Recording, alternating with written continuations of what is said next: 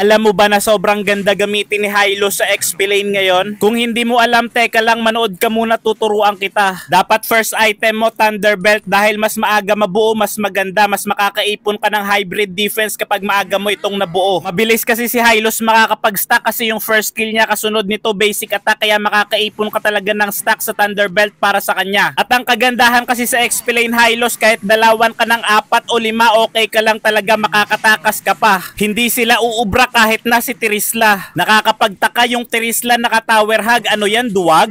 Kahit puntahan ako ng 4, ako ay mananatiling matatag at hindi magpapatinag, hindi matitibag. Kapag si Hylos naglatag ng red carpet at may revitalize, siguradong makakaligtas. Dapat makaipon rin kayo ng stack sa Thunderbelt. Ganito ang gawin nyo. Lumapit kayo sa kalaban gamit ang first kill at hampasin nyo ng basic attack. May dagdag stacks yan sa Thunderbelt. At ang kagandahan dito, dahil concussive blast yung gamit natin, pumuputok rin ito tapos mag-out na tayo. Isang bagay pa na sobrang nagustuhan ko sa XP lane Hylos, napakalakas mag-zone at grabe yung slow effect na nabibigay sa kalaban. Kahit yung Roger tumatakbo pero hindi na rin talaga makakatakas. Hindi naman mahalaga kung sino ang nakalasit dun sa hero, ang mahalaga nagawa mo yung trabaho mo. Pero ano nga bang trabaho ng isang XP lane Hylos? Makinig kayong mabuti at ipapaliwanag ko. Ganito kasi yan yung mga XP laners, sanay kagad yan sa digmaan, pero dahil makunat at tangke tayo, hindi tayo basta-basta mapitas kahit puntahan pa tayo ng 4. Sa madaling salita, hindi ka magiging pabigat sa team mo dahil masosustain mo ang lane mo. At kapag may clash dito sa ilog, mabilis kang makakapunta dahil mabilis si Hylos gamit ang kanyang first kill at ultimate. Kailangan rin kasi ng mga nasa XP lane Romespo para makatulong sila dahil tumatangke rin sila. Nakabili na rin tayo ng Clock of Destiny. Napakaganda nito i-partner sa Thunderbelt kapag gamit mo si Hylos yung additional HP regen and mana regen. Sobrang kailangan talaga ni Hylos. Ang sakit na rin talaga ng damage natin kapag nakuha natin itong Thunderbelt at Clock of Destiny. Ang mga sumunod na items naman ay depende na sa sitwasyon at lineup ng kalaban, kaya napakahalaga na maunawaan natin kung para saan ang bawat item na yan. Kapag nabuo kasi ni Hylos yung mga items na kanyang kailangan, siguradong sila ay may paglalagyan at walang iba kundi sa kangkungan. Doon sila iiyakan at pagkakapihan. Kaya sobrang nakakatakot talaga sa XP lane si Hylos ngayon. Kung hindi pa kayo marunong gamitin si Hylos, mag-practice na kayo at pag-aralan nyo para matutunan nyo. Sigurado na ang win streak kapag nagawa nyo. Pero may isa akong katanungan para sa inyo. Sino kaya ang makakatalo sa XP lane Hylos? Pakilagay sa comment section at babasahin ko. Ito nga pala ang emblem at build ko kay Hylos. Bahala kayo kung gagayahin nyo. Alam naman natin yung build, depende yan sa lineup ng kalaban. Ang masasabi ko lang talaga, win streak na ako sa XP lane Hylos. Sobrang kunat, bumababad talaga sa team fight. Wala talaga makapita sa kanya. Hirap na hirap yung kalaban namin dito. Hindi pa huli ang lahat, kaya pag-aralan nyo na gamitin si Hylos kasi napakalakas niya talaga. Sila ay naubos kaya mabilis lang namin natapos. Kung gusto nyo pa ng mga content na katulad nito, i-follow nyo na ako at huwag nyo kalimutan i-share ang aking video. Sure na talaga ang pagkapanalo at ako yung MVP dito. Partida, wala pa akong masyadong kills niyan, puro assist lang at napakakunat ko talaga.